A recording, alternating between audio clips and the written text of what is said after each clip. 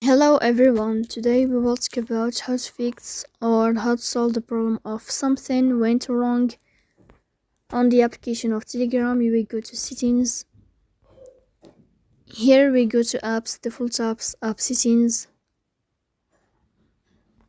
In this page you will scrolling down until you find this application of Telegram and you will click here.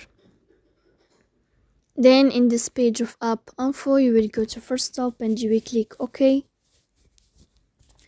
Here you will enter to the window of storage. Here you will click on clear cache. In the end you can turn off your phone and you can restart your phone again. If it's not working with you, then you can just update your app on Play Store. So that's all. Don't forget to support us by like and subscribe. See you next time and thank you for your watching and your attention.